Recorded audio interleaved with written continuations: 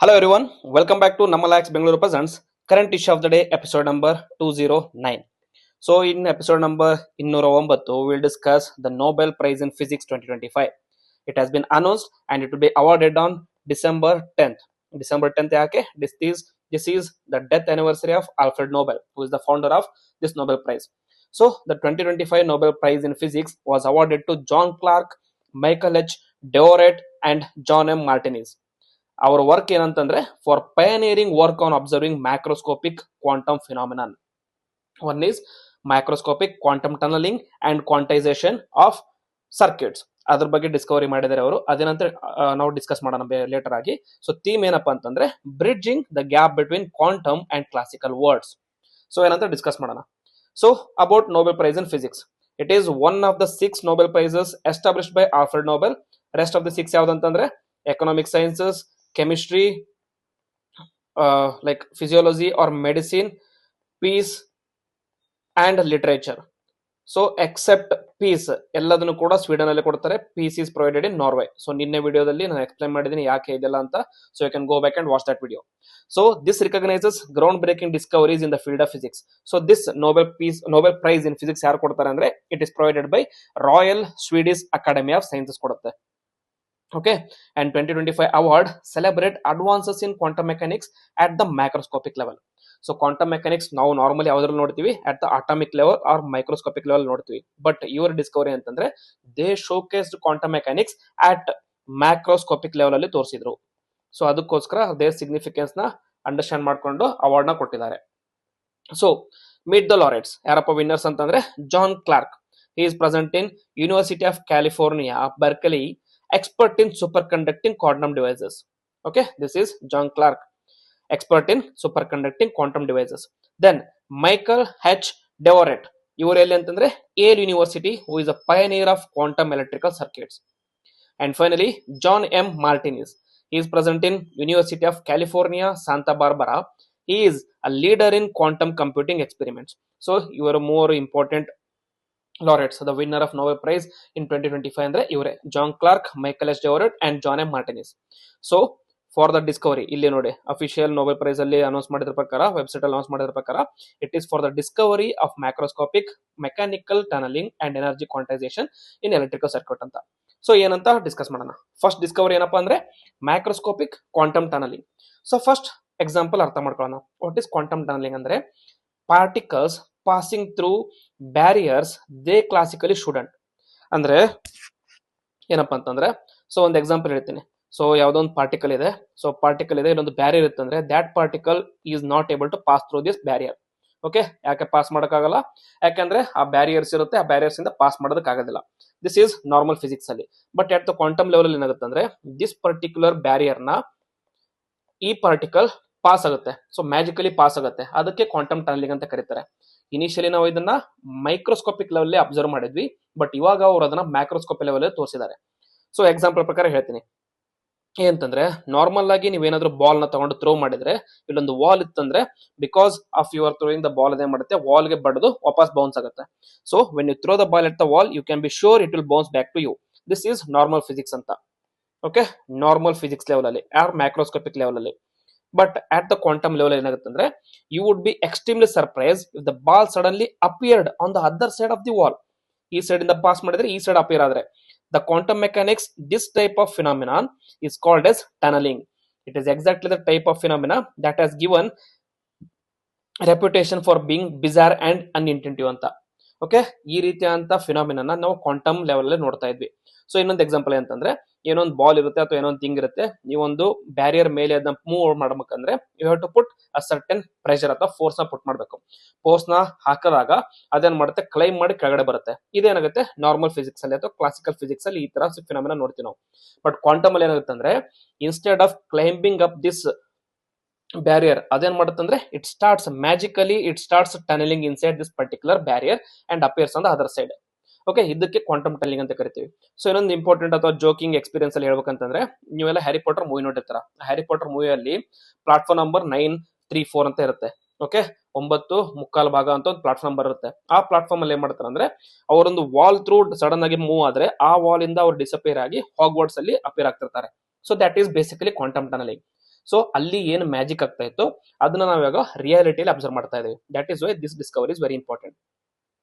So their research demonstrated tunneling in superconducting circuits visible at the macroscopic level.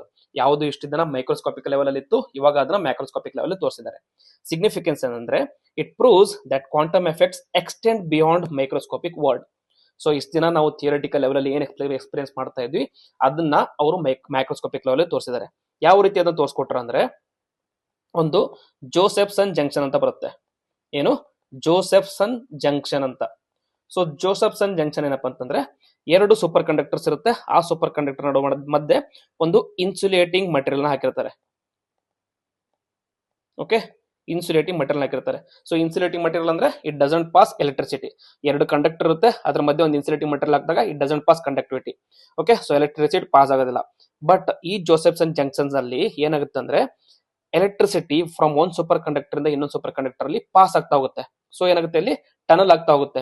ಏನ್ through tunnel ಆಗುತ್ತೆ, this barrier ಇಂದ tunnel ಆಗುತ್ತೆ. Tunnel ಆಗಿ ಈ ಕಡೆ ತೋರಿಸುತ್ತೆ. ಸೊ ದಿಸ್ ಎಫೆಕ್ಟ್ ಗೆ ಜೋಸೆಫ್ಸನ್ ಎಫೆಕ್ಟ್ ಅಂತ ಕರಿತೀವಿ. ಸೊ ಇದನ್ನ ಕ್ವಾಂಟಮ್ ಅಲ್ಲಿ ಅಬ್ಸರ್ವ್ ಮಾಡ್ತಾ ಇದ್ವಲ್ಲ, ಅದನ್ನೇ ಅವ್ರು ಏನ್ ತೋರಿಸಿದ್ರು, ಜೋಸೆಫ್ಸನ್ ಜಂಕ್ಷನ್ ಅಥವಾ ಜೋಸೆಫ್ಸನ್ ಎಫೆಕ್ಟ್ ನ ಯೂಸ್ ಮಾಡ್ಕೊಂಡು ಇಲ್ಲಿರುವಂತ superconductor at lower temperature almost at 0 ಡಿಗ್ರಿಯಲ್ಲಿ ಸ್ಟಡಿ ಮಾಡಿದಾಗ ಇಲ್ಲಿರುವಂತ ಕಂಪ್ಲೀಟ್ ಎಲೆಕ್ಟ್ರಿಸಿಟಿ ಇರುತ್ತಲ್ಲ ಅದು ಈ ಕಡೆ ಶಿಫ್ಟ್ ಆಯ್ತು. ಸೊ ಏನಂತಂದ್ರೆ ಸ್ಮಾಲ್ ಪಾರ್ಟಿಕಲ್ಸ್ ಎಲ್ಲ ಜೊತೆಗೆ ಸೇರ್ಕೊಂಡು ಒಂದು ಲಾರ್ಜ್ ಪಾರ್ಟಿಕಲ್ ಆಗಿ ಶೋಕೇಸ್ ಆಗಿ ತೋರಿಸ್ಕೊಳ್ತು. ಸೊ ಅದರಿಂದ ಏನಂತಂದ್ರೆ ಸ್ಮಾಲರ್ ಕ್ವಾಂಟಮ್ ಲೆವೆಲ್ ಇರೋದು ಮ್ಯಾಕ್ರೋಸ್ಕೋಪಿಕ್ ಲೆವೆಲ್ ಅಲ್ಲಿ ಟ್ರಾನ್ಸ್ಫರ್ ಆಯ್ತು ಅಂತ ತೋರಿಸ್ಕೊಟ್ರು. ಸೊ ಕ್ವಾಂಟಮ್ ಟನಲಿಂಗ್ ನ 1960s ಅಥವಾ 1920s ಅಲ್ಲಿ ಇನಿಷಿಯಲ್ ಆಗಿ ಕ್ವಾಂಟಮ್ ಟನಲ್ ಬಗ್ಗೆ ಬರೆದಿದ್ರು.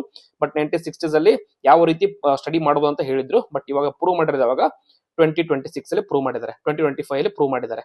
So that is why this particular Discovery is very significant ಅಂತ. ಸೆಕೆಂಡ್ ಏನಪ್ಪಾ ಅಂತಂದ್ರೆ ಎನರ್ಜಿ ಕ್ವಾಂಟೈಸೇಷನ್ ಇನ್ ಸರ್ಕ್ಯೂಟ್ಸ್ ಅಂತ. ಸೊ ಎನರ್ಜಿ ಕ್ವಾಂಟೈಸೇಷನ್ ಏನಪ್ಪಾ ಅಂತಂದ್ರೆ ನಾರ್ಮಲ್ ಆಗಿ ಎನರ್ಜಿ ಯಾವ ತರ ಇರುತ್ತೆ ಅಂದ್ರೆ ಎನರ್ಜಿ ಕಂಟಿನ್ಯೂಸ್ ವೇರಿಯೇಬಲ್ ಆಗಿ ಸ್ಟಡಿ ಮಾಡ್ತೀವಿ ನಾವು. ಓಕೆ, ಕಂಟಿನ್ಯೂಸ್ ವೇರಿಯೇಬಲ್ ತರ ಸ್ಟಡಿ ಮಾಡ್ತೀವಿ. ಕಂಟಿನ್ಯೂಸ್ ವೇರಿಯೇಬಲ್ ಏನಂತಂದ್ರೆ ಇವಾಗ ಇದು ಯಾವ್ದೋ ಒಂದು ಏನೋ ಎನರ್ಜಿ ಪಾಸ್ ಆಗ್ತದೆ ಅಂತಂದ್ರೆ ಇಟ್ ಕ್ಯಾನ್ ಬಿ ಎದರ್ 1 2 3 4 5 6 7 8 9 ಜೊತೆಗೆ 1.5 1.6 1.7 2.5 2.6 ಕೂಡ ಇರ್ಬೋದು. ಏನು ಎನರ್ಜಿ ಈ ತರ ಕೂಡ ನೀವು ಅದನ್ನ ಕೌಂಟ್ ಮಾಡಬಹುದು ಅಥವಾ ಮೇಜರ್ ಮಾಡಬಹುದು. ಬಟ್ ಎನರ್ಜಿ ಕ್ವಾಂಟೈಸೇಷನ್ ಅಲ್ಲಿ ಏನ್ ಮಾಡಿದ್ರ ಅಂದ್ರೆ ಸ್ಟೆಪ್ ಬೈ ಸ್ಟೆಪ್ ತರ. ಸೊ ಇಫ್ ದಿಸ್ ಬ್ಯಾರಿಯರ್ ಈ ತರ ಇತ್ತಂದ್ರೆ ಸ್ಟೆಪ್ ಬೈ ಸ್ಟೆಪ್ ಅಂತಾನೆ ಇಲ್ಲಿ 1 ಇಲ್ಲಿ 2 ಇಲ್ಲಿ 3. So energy can only be not either ಅಲ್ಲ, can only be at 1, can only be at 2, can only be at 3. Normal ಆಗಿ ಇಲ್ಲಿ ಏನಿತ್ತು 1 ಆಗಿರ್ಬೋದು 1.5 ಇರ್ಬೋದು 1.6 ಆಗಿರ್ಬೋದು ಆಗೋದಿತ್ತು. ಬಟ್ ಇಲ್ಲಿ ಏನಂತಂದ್ರೆ energy can only be in the discrete variable instead of becoming a continuous variable. It is a discrete variable here. Discrete variable ಆಗಿ work ಆಗುತ್ತೆ. So this is called as energy quantisation. This ಎನರ್ಜಿನ quantise ಮಾಡಿ ಅಥವಾ 1 2 ಅಥವಾ 3 ಅಲ್ಲಷ್ಟೇ ಕ್ವಾಂಟೈಸ್ ಮಾಡಿ ಅದನ್ನ quantum tunnelling through ಏನ್ prove ಮಾಡಿದ್ರು ಅಂದ್ರೆ quantum tunnelling can happen at a macroscopic level ಅಂತ. They showed that superconducting circuits exhibit discrete energy levels similar to atoms. Atoms ಅಲ್ಲಿ ಕೂಡ ಹಂಗೆ ಇರುತ್ತೆ, ನಂಬರ್ ಯಾವ ತರ ಇರುತ್ತೆ 1 2 3 ಇರುತ್ತೆ, ಅದ್ರಲ್ಲಿ 1.2 1.3 ಹತ್ರ ಇರೋದಿಲ್ಲ. So this confirmed that quantum behavior can indeed manifest in large scale engineering system ತರ. ಏನು ಬರೀ ಕ್ವಾಂಟಮ್ ಸ್ಟಡಿಯಲ್ಲಿ ಅಥವಾ ಕ್ವಾಂಟಮ್ ಸ್ಟಡಿ ಮಾಡ್ತಾ ಇದೀವಿ, ಅದು ಮ್ಯಾಕ್ರೋಸ್ಕೋಪಿಕ್ ಲೆವೆಲ್ ಅಲ್ಲೂ ಕೂಡ ಇದೆ ಅಂತ ಪ್ರೂವ್ ಮಾಡಿದ್ರು. It is foundation for quantum bits in modern quantum computers. ಏನಿದು ಕ್ವಾಂಟಮ್ ಬಿಟ್ಸ್ ಅಂದ್ರೆ ನಾರ್ಮಲ್ ಆಗಿ ರೆಗ್ಯುಲರ್ ಬಿಟ್ಸ್ ಅಲ್ಲಿ ಏನಿರುತ್ತೆ ಅಂದ್ರೆ ಏದರ್ 0 ಆರ್ ಏದರ್ 1 ಅಂತ ಇರುತ್ತೆ, ಏದರ್ 0 ಅಥವಾ 1 ಅಂತ ಇರುತ್ತೆ. ಬಟ್ ಕ್ವಾಂಟಮ್ ಬಿಟ್ ಅಲ್ಲಿ it can be both 0 or 1 ಅಂತ. It can exhibit in multiple states, ಅದಕ್ಕೆ ಕ್ವಾಂಟಮ್ ಬಿಟ್ಸ್ ಅಂತ ಕರಿತೀವಿ, ಅದು ಕ್ಯೂ ಬಿಟ್ಸ್ ಅಂತ ಕರಿತೀವಿ. ಸೊ ಈ ಡಿಸ್ಕವರಿ ಏನಂತಂದ್ರೆ it bridges micro and macro worlds. So traditionally quantum effects ಯಾವ್ದ್ರ ಲಿಮಿಟ್ ಆಗಿತ್ತು, it was limited to atomic levels, ಅಂದ್ರೆ ನ್ಯಾನೋಮೀಟರ್ ಸ್ಕೇಲ್ ಅಲ್ಲಷ್ಟೇ ಲಿಮಿಟ್ ಆಗಿತ್ತು. ಬಟ್ ಇವಾಗ their work has blurred this line. It showed that even the large electronic circuits can obey quantum laws and showcase quantization as well as tunneling anta. This finding redefined our understanding of the boundary between classical and quantum physics. Okay, ಏನಪ್ಪ ಇದು significance ಅಂತಂದ್ರೆ technological significance ಏನಂತಂದ್ರೆ this discoveries led to advances in quantum computing. So superconducting qubit study ಮಾಡೋದಕ್ಕಾಗಲಿ quantum sensors or ಮೆಟ್ರಾಲಜಿಯಲ್ಲಿ ಆಗ್ಲೇ ಅದನ್ನ use ಮಾಡ್ಕೋತಾ ಇದ್ದಾರೆ, ಅದ್ರಲ್ಲಿ ಇಂಪಾರ್ಟೆಂಟ್ ಆಯ್ತು. ದೆನ್ ಕ್ವಾಂಟಮ್ ಕಮ್ಯುನಿಕೇಶನ್ ಸಿಸ್ಟಮ್ಸ್ ಅಲ್ಲಿ ಕೂಡ ಹೆಲ್ಪ್ ಆಗುತ್ತೆ ಮುಂದೆ ಬರುವಂತ ಕಾಲದಲ್ಲಿ. ಸೊ ಚಾಲೆಂಜಸ್ ಏನಂತಂದ್ರೆ maintaining this coherence and minimising the noise in quantum states. So ಒಂದು ಕ್ವಾಂಟಮ್ ನಾಯ್ಸ್ ಅಂತ ಕರೀತಾರೆ, ಕ್ವಾಂಟಮ್ ನಾಯ್ಸ್ ಅಥವಾ ಕ್ವಾಂಟಮ್ ಹಮ್ಮಿಂಗ್ ಅಂತ ಕರೀತಾರೆ ಅದಕ್ಕೆ. ಕ್ವಾಂಟಮ್ ಹಮ್ಮಿಂಗ್ ಅಂತ ಕರೀತಾರೆ. ಸೊ ಕ್ವಾಂಟಮ್ ಲೆವೆಲ್ ಅಲ್ಲಿ ಒಂದು ಸೌಂಡ್ ಬರುತ್ತಿರುತ್ತಂತೆ, ಹಮ್ಮಿಂಗ್ ತರ ಸೌಂಡ್ ಬರ್ತದೆ, ಅದಕ್ಕೆ ನಾಯ್ಸ್ ಅಂತ ಕರೀತಾರೆ. ಆ ನಾಯ್ಸ್ ನ ಮಿನಿಮೈಸ್ ಮಾಡಿ ಆ ಕೋಹರೆನ್ಸ್ ನ ಮೇಂಟೈನ್ ಮಾಡೋದೇ ಚಾಲೆಂಜಸ್.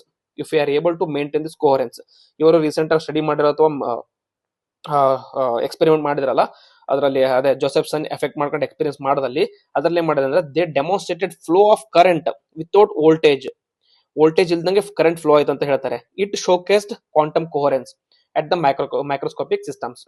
ಕೋಹರೆನ್ಸ್ ನ ಆಲ್ರೆಡಿ ತೋರಿಸಿದ್ದಾರೆ, ಬಟ್ ಅದನ್ನ ಮೇಂಟೈನ್ ಮಾಡೋದೇ ಚಾಲೆಂಜ್ ಆಗಿದೆ. So lessons for science and society ಅಂದ್ರೆ curiosity driven research can yield transformative technology. ಬರೀ ಓನ್ಲಿ ಥಿಯರಿಟಿಕಲ್ ಲೆವೆಲ್ ಅಲ್ಲಿ ಅಷ್ಟೇ ಅಲ್ಲ, ಕ್ಯೂರಿಯಾಸಿಟಿ ಇತ್ತಂದ್ರೆ you can bring it in practical level ಕೂಡ ಇದ್ದ ತೋರಿಸಬಹುದು ಅಂತ. And ಕೊಲಾಬೊರೇಷನ್ across physics and engineering is very vital in coming years ಅಂತ. And quantum technology poses ethical and security implications. ಯಾವ ಕಂಟ್ರಿ ಕ್ವಾಂಟಮ್ ಟೆಕ್ನಾಲಜಿಯಲ್ಲಿ ಮುಂದುವರಿಯುತ್ತೆ, that country holds power in the future ಅಂತ ಹೇಳ್ಬೋದು. ಕಮ್ಯುನಿಕೇಶನ್ ಬ್ರೀಚ್ ಮಾಡೋದಕ್ಕಾಗಲಿ, ಕಮ್ಯುನಿಕೇಶನ್ ಸೆಕ್ಯೂರಿಟಿ ಇಟ್ಕೊಳ್ಳೋದಾಗಲಿ ಎಲ್ಲ ಆ ಕಂಟ್ರೀಸ್ ಅಲ್ಲಿ ಇರುತ್ತೆ. Then fundamental research shapes the future of innovation. So ನೀವೇನೇ ಮುಂದೆ ಡಿಸ್ಕವರಿ ಮಾಡಿದ್ರು ಕೂಡ ಎಲ್ಲಿ ರೂಟ್ಸ್ ಇರುತ್ತೆ ಅಂದ್ರೆ the roots are in fundamental research. So these are the lessons learn from this particular Nobel laureates of 2025. So legacy of 2025 ಅಂತಂದ್ರೆ the 2025 Nobel laureates expanded quantum mechanics from the microscopic to the macroscopic realm. Their work laid foundation for practical quantum technologies, and they remind us that even the strangest theories can lead to tangible progress. So initial ಆಗಿ ಏನ್ ಮಾಡ್ತಾ ಇದ್ರು ಅಂದ್ರೆ, so ಈ barrier ಇರುತ್ತಲ್ಲ, ಆ barrier ನ pass ಮಾಡೋದಕ್ಕೆ ಎರಡು ತರ ಇರುತ್ತೆ ಫಿಸಿಕ್ಸ್ ಅಲ್ಲಿ, ಪಾರ್ಟಿಕಲ್ ಆರ್ ವೇವ್ ಅಂತ.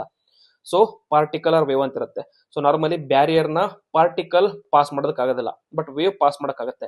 ಸೊ ಕೆಲವೊಂದು ಥಿಂಗ್ಸ್ ಇದೆ ಫಿಸಿಕ್ಸ್ ಅಲ್ಲಿ, for example electron. So electron ಏನಿರುತ್ತೆ, electron exhibits in both particle level and wave level. So ಅದಕ್ಕೆ ಏನಂತ ಕರೀತಾರೆ, ಮ್ಯಾಟರ್ ವೇವ್ ಅಂತ ಕರೀತಾರೆ.